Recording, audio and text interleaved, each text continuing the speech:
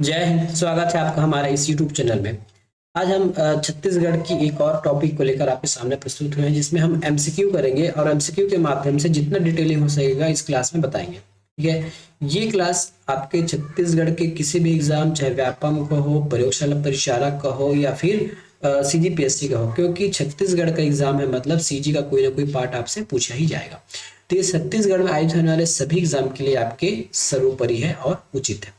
ठीक है, यहाँ से आपको प्रश्न पढ़ाया जाएगा एमसीक्यू के माध्यम से, और यथासंभव जहाँ डिटेलिंग की आवश्यकता होगी वहाँ डिटेल भी करेंगे।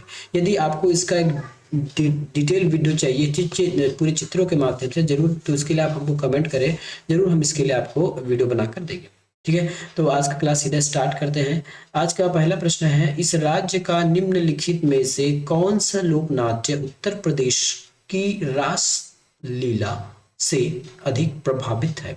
ठीक है, तो इसका सही उत्तर क्या होगा, बाय ऑप्शन देखते हैं। सबसे पहले इसमें ऑप्शन दिया है चंदैनी गोदा, रहस, नाचा और गम्मत। प्रश्न को बनाने से पहले ध्यान से समझिएगा, यदि आपको कुछ प्रश्न के उत्तर पहले से पता है तो आप आराम से बना। जैसे एक प्रश्न, जैसे चंदैनी गोदा, पिछले वीडियो में हमने आपको लोक गाथा कंप्लीट करवाया था, उसमें हमने यहाँ पे बताया था कि जो लोक गाथा में जो चंदैनी गोदा है वो लोरिक और चंदा, ठीक है, लोरिक और चंदा से संबंधित है। लेकिन देखिए, अब ये हमारा ऑप्शन सही हो नहीं सकता, तो हमने ए को एलिमिनेट कर दिया। ठीक है, नाचा हम अभी आगे पढ़ने वाले हैं। नाचा क्या है, यदि आप गांव के रहने वाले हैं तो नाचा के बारे में आप 100% अच्छे से जानते होंगे। और नाचा के अंदर कुछ एपिसोड आता है जिसको हम गम्मत कहते हैं, जिसमें कुछ वहाँ के जो कलाकार हैं कुछ हमको इंटरटेन करते हैं, हास्य विनोद करते हैं। ठीक है, वो गम्मत होता है। तो हमारे पास ऑप्शन क्या बचता है, बी। तो रहस एक ऐसा लोक नाट्य है जो उत्तर प्रदेश के रासलीला से अधिक प्रभावित है। रहस कब किया जाता है, तो इसको कुछ जान लीजिए। रहस को हम किया जाता है, ये होली के समय किया जाता है। ठीक है, इसमें जो श्री कृष्ण की जो लीला है, जो श्री कृष्ण ने जो रासलीला दिखाया था उसी पर आधारित है। तो इसमें मानव आकार की आकृतियां बनाई जाती है ना। जो जो पौराणिक कथा है उससे रिलेटेड मानवों की एक प्रतिमाएं बनाकर, मानवों की एक आकृति बनाकर इस लीला को किया जाता है। ठीक है, दो चीजें आपको समझनी चाहिए। प्रश्न में ऐसा पूछेगा कि लोक नाट्य जो उत्तर प्रदेश से प्रभावित है, रासलीला किससे प्रभावित है, मतलब हमारे जो छत्तीसगढ़ में जो लोक नाट्य है वो जो है रहस्य जो है उत्तर प्रदेश से प्रभावित है। ठीक है, दूसरा कि ये कि किस समय किया जाता है, तो ये होली के समय किया जाता है। ठीक है, साथ में इसमें यदि आपको पूछा जाएगा तो मेनली राधा और कृष्ण। ठीक है, राधा कृष्ण, कई बार इसमें आपको गोपियां भी मिल सकता है, राधा कृष्ण। ठीक है, राधा कृष्ण की रासलीला या फिर गोपियां। ठीक है, जो गोपी है, गोपियों के द्वारा जो रासलीला किया गया है उससे ये प्रभावित है, और ये बिलासपुर संभाग में अधिक प्रचलित है। अगला प्रश्न है, इस राज्य का लोक नाट्य रहस्य का कथानक क्या है? सामाजिक प्रश्न, बिल्कुल नहीं। श्री कृष्ण की लीला, बिल्कुल सही है। रहस्यमय घटनाएं, बिल्कुल नहीं। लोकनायक, बिल्कुल नहीं। श्री कृष्ण की जो लीलाएं हैं उन्हीं से संबंध है हमारा रहस्य। रहस्य के मंच को क्या कहा जा सकता है, या फिर क्या कहा जाता है? रहस्य जिस मंच पर किया जाता है उसको हम कहते हैं रास बेड़ा। ये प्रश्न पूछा गया है कब? 2022 में, जस्ट एक पिछला साल। कब? एआरओ में। छत्तीसगढ़ में इनमें से किस आयोजन में पौराणिक चित्रों की मानव आकार की प्रतिमाएं बनाई जाती है? अभी मैंने बताया है रहस्य में कैसे बनाए जाते हैं, तो कोई कृष्ण बनते हैं, कोई गोपियां बनते हैं, कोई राधा बनते हैं। इस प्रकार से जो पुरातन काल में जो भगवान श्री कृष्ण ने जो रहस्य की थी, जो लीलाएं की थी, उन्हीं को लोग दिखाने के लिए उन्हीं की तरह कपड़ा रूप धारण करके ये लीलाएं या फिर ये रहस्य का कार्यक्रम करते हैं। गौरा नहीं होगा, पोला बिल्कुल है, भरथरी गायन बिल्कुल, नवाखवाई गलत है। निम्नलिखित में से कौन छत्तीसगढ़ के लोक रंगमंच नाचा के भीष्म पितामह कहे जाते हैं? तो ये है हमारे रामचंद्र देशमुख, बिल्कुल नहीं। महान सिंह चंद्रकार, बिल्कुल नहीं। केदार यादव, बिल्कुल नहीं। दुलार सिंह मंद्रा, इसको दाऊ दुलार सिंह मंद्रा भी कहते हैं। तो ये हमारे नाचा के भीष्म पितामह कहे जाते हैं। नाचा यहीं से स्टार्ट होती है, इन्हीं के कॉन्सेप्ट में नाच को बताया जाता है। ठीक है, हम अब आगे देखते हैं, आगे क्या है। छत्तीसगढ़ की नाचा के प्रवर्तक कौन है? छत्तीसगढ़ की जो नाचा है इसका प्रवर्तक कौन है? सबसे पहले अभी नाचा जान लेते हैं कि नाचा है क्या चीज। यदि आप छत्तीसगढ़ के गांव के रहने वाले हैं, गांव के बच्चे हैं, तो आपको नाचा बिल्कुल ही पता होगा कि नाचा क्या है। ये ग्रामीण अंचल में जब भी किसी के यहाँ छठी होता था, कार्यक्रम होता था, कोई भी पार्टी होती थी, है ना, कोई बड़ा आयोजन होता था, जैसे दुर्गा रख लिए, गणेश की मूर्ति स्थापित किए हैं, तो किसी एक दिन नाचा का कार्यक्रम होता था। बाहर से लोग आते थे अपने, पहले तो नाच में केवल पुरुष लोग ही भाग लेते थे, स्वयं उसमें नारियों की वेशभूषा पहनकर कोई परी बनते थे, तो किसी को हम जोकर कहते थे, कोई उसमें हीरो दिखाता था, कोई नाचता था। इस प्रकार से एक मंडली होती थी जो रात में कार्यक्रम करते थे, 8-9 बजे के बाद वो सुबह तक चलते रहते थे। ये होता था नाचा, ठीक है। और उसी नाचा में बीच में आपको कुछ गाना गाकर बताया जाता था, आपको एंटरटेन किया जाता था, और कुछ गाना के बीच में आपको कुछ कथा बताई जाती थी, है ना, जो समाज के ऊपर रहती थी, जो समाज की बुराइयां कुरीतियां, या आपको हंसाने के लिए एक जोकर आता था जो मुंह मुंह कान कुछ अजीब बनाए, कुछ अजीब तरह के कपड़ा पहने, जिससे लोग हंसे, जिससे लोग वो उनका वेशभूषा को देखकर, उसकी बातों को देखकर, उसकी कला को देखकर, तो वो होता था जोकर, ठीक है। तो यदि गांव के आप लोग हैं तो इसमें इतने ज्यादा बताने की आवश्यकता नहीं होगी। यदि शहर वाले हैं तो शायद वो लोग नाचा देखे होंगे और लोग नहीं नाचा देखे होंगे, क्योंकि उनको तो कुछ पता ही नहीं है शहर वालों को, ठीक है। तो इसमें नाचा के प्रवर्तक कौन कहे जाते हैं? दुलार सिंह मंदरा जी, ठीक है, दुलार सिंह मंदरा जी। और एक प्रश्न ये आता है कि जो नाचा का प्रवर्तक कब से आया है? जो नाच है वो हमारे मराठा काल से है। वास्तविक में जो गम्मत है, नाचा, वो हमारे यहाँ का नहीं है, वो बाहर से आया है, बाद में हमने इसको अडॉप्ट किया है, ठीक है। तो जो मराठा काल है ना, बिंबाजी भोसले के समय, जो उस समय के लोग आते गए और यहाँ हमारे हमको नाचा गम्मत दिखाते गए। और हाँ, इसमें एक पूछा गया है कि यदि आपको ऑप्शन पता हो तो झाड़ूराम देवांगन, ये हमारे पंडवानी से रिलेटेड है। जो झाड़ूराम देवांगन है पंडवानी से रिलेटेड है। और जो रामचंद्र देशमुख है ये भी नाचा के हैं। देखिए यहाँ के भी प्रवर्तक नहीं है कि, लेकिन किसी एक नाचा पार्टी से इनका जुड़ाव है। तो ये कौन से हैं? तो ये चंदैनी गोंदा। देखिए लोरी चंदा अलग है और चंदैनी गोंदा अलग है। तो जो चंदैनी गोंदा नाचा पार्टी है उसके प्रमुख है या फिर उसके फाउंडर कहा जाए तो ये है रामचंद्र देशमुख, ठीक है। ये कब से स्टार्ट हुआ है? 1971 से। कब? ये रामचंद्र देशमुख कौन सा वाला? चंदैनी गोंदा पार्टी। बस इसमें जरूर लिख लो, चंदैनी गोंदा जो पार्टी है वो कब से स्टार्ट हुआ है? 1971 से, ठीक है। आगे हम देखते हैं दुलार सिंह मंदरा जी निम्नलिखित में से किस लोक नृत्य की पुरोधा रूप में जाने जाते हैं? पंथी के लिए जाने जाते हैं? नहीं। शुआ के लिए जाने जाते हैं? नहीं। कर्मा के लिए? नहीं। नाच के लिए जाने जाते हैं? पंथी के लिए आपके देवदास बंजारे जी हैं। रवेली नाच पार्टी के संस्थापक कौन है या फाउंडर कौन है? तो रवेली नाच पार्टी के संस्थापक हैं दाऊ दुलार सिंह मंदरा जी, ठीक है। रवेली नाच पार्टी के संस्थापक कौन है? दाऊ दुलार मंदरा जी, ठीक है। मदन लाल निषाद कौन है? इसमें नहीं है ना, ठीक है। तो हमारे उत्तर है इसमें दाऊ दुलार मंदरा जी। खाम स्वांग किस जनजाति से लिया गया है? जो खाम स्वांग किस जनजाति द्वारा किया जाता है? तो खाम स्वांग जो नृत्य है या फिर जो नाच है वो कोटकू जनजाति के द्वारा किया जाता है। अब इसको कैसे रखेंगे? देखिए खम्ब स्वांग ऐसे कहने का मतलब एक खंभा दिख रहा है आपको, मतलब खंभा इमेजिन में आ रहा है, खम्ब स्वांग थे। और कोटकू मतलब खोदना, मतलब खोद कर खंभा गाड़ते हैं, ऐसा कुछ ट्रिक बनाकर आप इसको याद कर सकते हैं।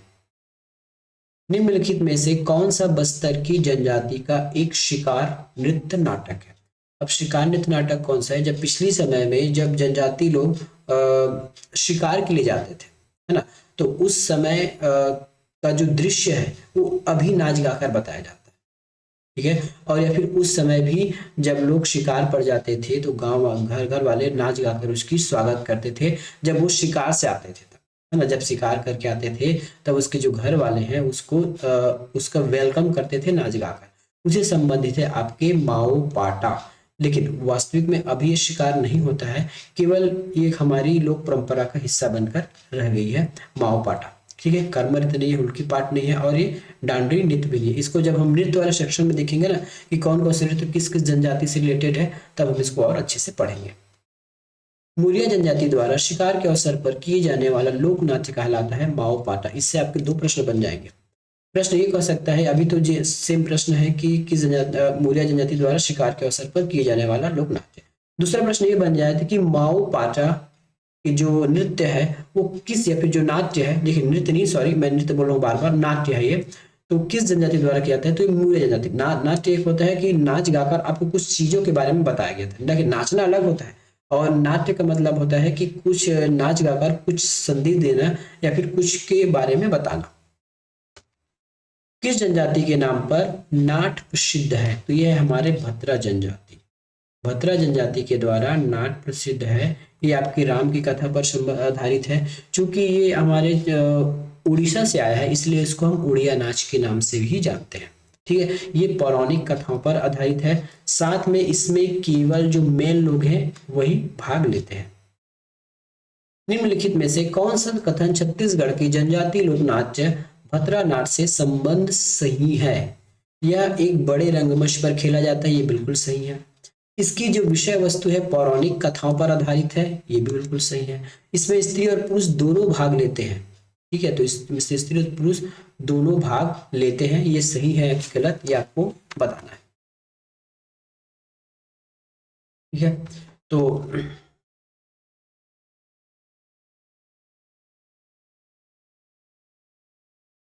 इस प्रश्न में छत्तीसगढ़ में कौन से कथन छत्तीसगढ़ के लोक नाट्य से संबंधित है? ये बड़े मंच पर नहीं खेला जाता है, ये गलत है।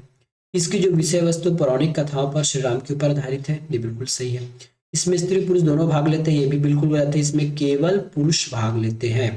नाटक के पात्रों का मेकअप नहीं होता, ऐसा हो ही नहीं सकता कि मेकअप नहीं होगा, ये भी गलत है, मेकअप होता होगा भाई। दूसरी बात, इसकी जो विषय वस्तु पौराणिक कथा पर है। तीसरी बात, इसको बस्तर का है ना, बस्तर का इसको आदिवासी थिएटर भी कहा जाता है।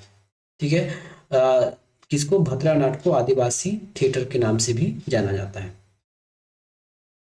निम्न कथन को पढ़कर सही उत्तर चुनिए। मेरा इमेज आपको दिख नहीं रहा होगा क्योंकि यहाँ पे लाइट बंद हो गई है, इसलिए मेरा इमेज आपको अब फिलहाल नहीं दिखेगा, केवल साउंड आएगा।